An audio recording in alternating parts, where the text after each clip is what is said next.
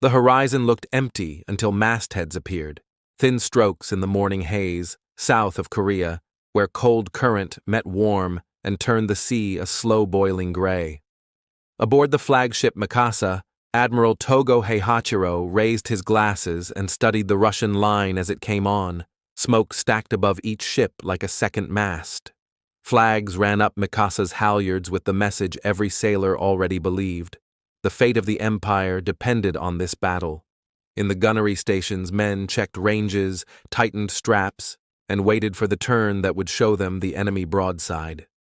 The day carried the hard smell of coal and cordite, and the water heaved under a steady wind. Guns elevated. Watches wound to the same minute. Steel settled into silence just before the first order broke it. Across the water, the 2nd Pacific Squadron pushed north at 10 knots, heavy with months of salt and coal. Their hulls rode low. Extra boats, spare spars, sacks of fuel, and wood for damage control crowded the decks until everything looked top-heavy and tired.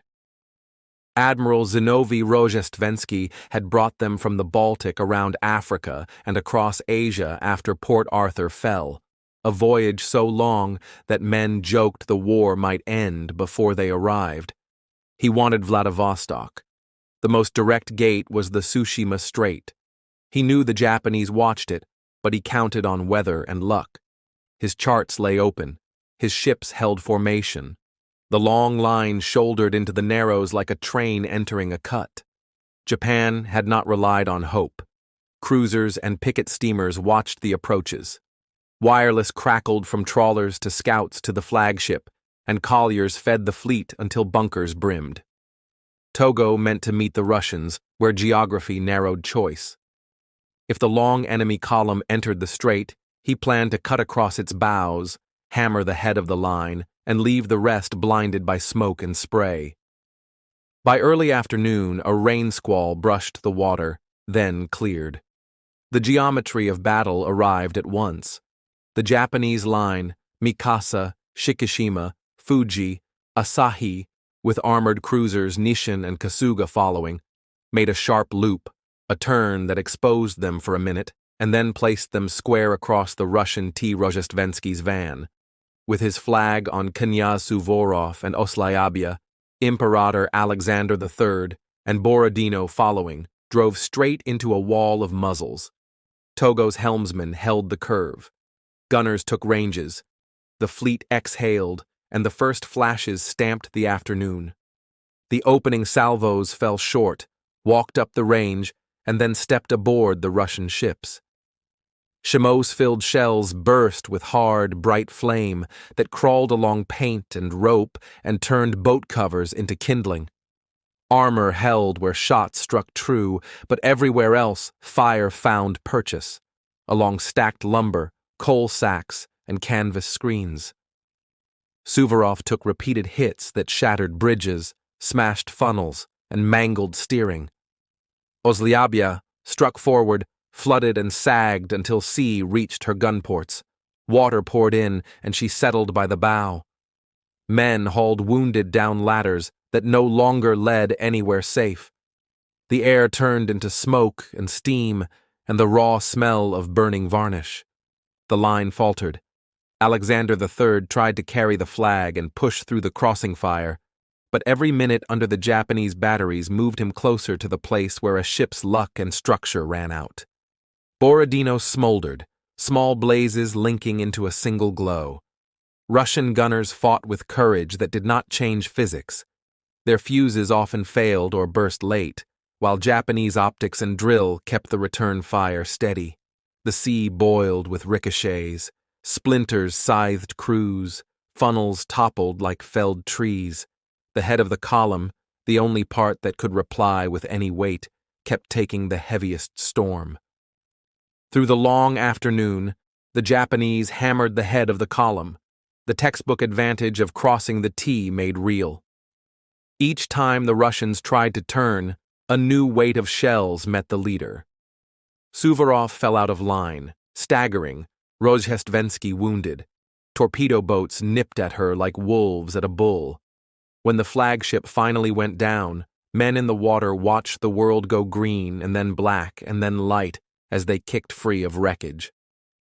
Twilight pressed in, and the formations came apart. Borodino capsized after an internal explosion rolled her over.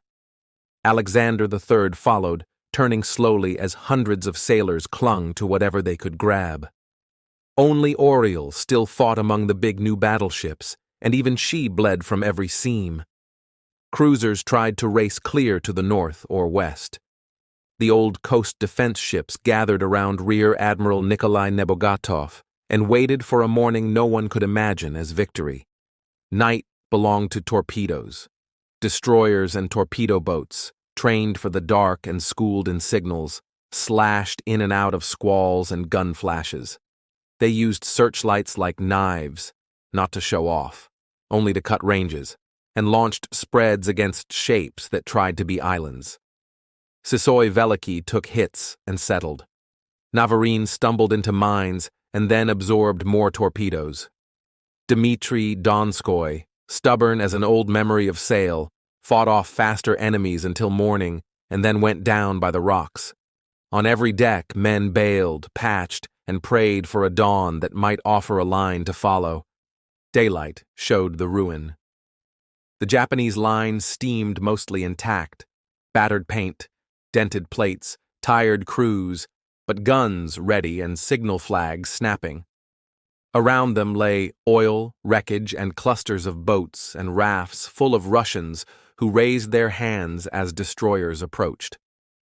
To the north, Nebogatov's battered group, Oriole and the old Imperator Nikolai I with 2 coast defense battleships, saw the wall of Japanese steel slide toward them and understood that more shooting would mean slaughter without change. The white flags went up.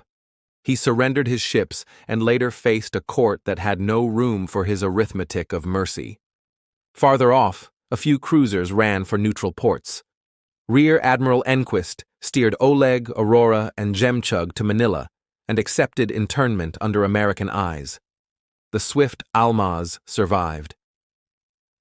2 destroyers found Vladivostok and limped in with bunkers nearly dry. The rest lay on the bottom or flew the rising sun. When the count ended, Russia had lost most of a fleet: battleships, cruisers, auxiliaries, scores of guns, and thousands of men. Japan lost no capital ship, only a handful of light craft in the night fighting. The world read the tallies and understood that something older than either flag had shifted. An Asian navy had met, maneuvered, and demolished a European fleet in a modern gunnery duel, and then finished the work after dark with torpedoes guided by wireless. Government studied the dispatches and scribbled lessons as fast as they could be learned. The reasons were not mystical. They lived in training and logistics, in powder chemistry and optics, in the simplicity of a plan that bent an enemy line under concentrated fire. They also lived in the Russian voyage itself. 7 months of coaling and confusion that left crews tired, gunnery uncertain, and hulls overloaded for the very seas they meant to fight. The Dogger Bank panic, when jumpy gunners in the North Sea fired on British trawlers and nearly brought another enemy into the war, had not helped.